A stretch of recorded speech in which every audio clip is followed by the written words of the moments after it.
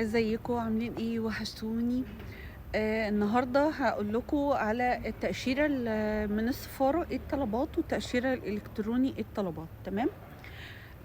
نبدأ بتأشيرة السفارة. أول حاجة كشف حساب بنكي 6 شهور، يكون حقيقي مش ملعوب فيه، لأن السفارة بتخاطب البنك والبنك بيرجع لها. فعشان كده بلاش ان انت تعتمد على شركات وتجيب لك كشف حساب مضروب وفي الاخر تترفض ويضيع عليك ال 220 دولار. اوكي، دي اول حاجه. وبعدين جواب HR ليتر، جواب من التأمينات عشان الشغل، الصور، الباسبور، المهنة في الباسبور. المهنة بقى دي مهمة قوي، لازم تكون كاتب مهنة، ما ينفعش تودي باسبورك وهو عليه عامل وهو عليه بدون او حاصل او القصص دي. لازم تكون حاطط مهنة عشان جواب التأمينات، فهي يعني علشان يعرفوا ان انت هتيجي تاني.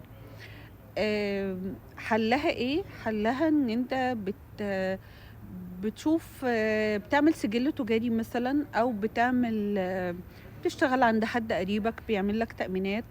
فلازم طرق رسمية ومشروعة، اوعى تعمل حاجة مضروبة، لان السفارة بتراجع كل حاجة. اوكي، طبعا الصور الشخصية والحاجات دي انا هحط لكم الحاجات، الورق اللي انت تاخده معاك بالتفصيل.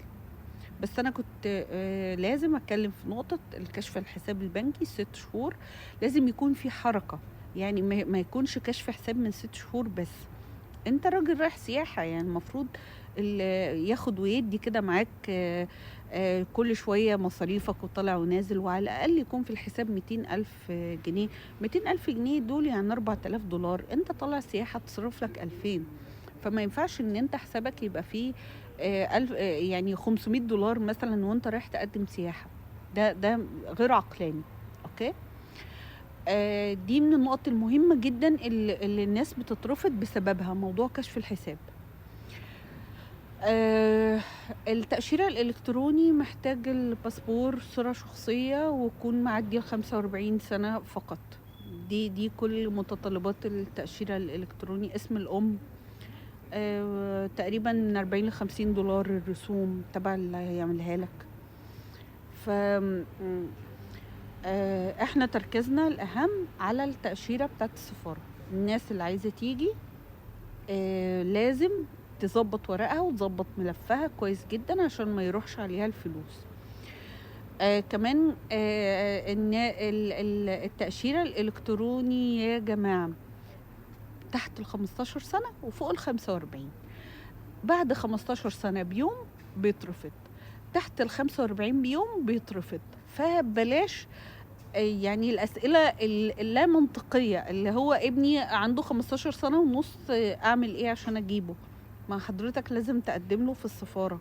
هو أنت بترفق، بتعمل تأشيرة الإلكتروني بتاعتك الأول، وبعدين بتقدم بقى كشف حسابك وتقدم حاجتك كلها مع الورق بتاعه، وتجيب إن هو طالب، وبتجيب ما يثبت إن هو طالب من المدرسة. وبعدين بتقدم ان هو طالع معاك مرافق يعني. اوكي، فما ينفعش ان انت تقول لا هو عنده 15 سنة ونص هطلع له تأشيرة الكتروني، مش هتطلع اصلا. فاتمنى ان الفيديو يكون فاتكم، وبطلب منكم تاني برضو لو الفيديو مفيد بالنسبة لكم تعملوا له شير. لو شايفين ان الصفحة مفيدة بالنسبة لكم برضو تعملوا متابعة، لان الفيديوهات بتوصل ل100 و150 الف مشاهدة وفي الاخر ما بلاقيش حد متابع. فلو انت مهتم بالمحتوى اللي انا بقدمه يسعدني ان انت تتابعني. باي باي.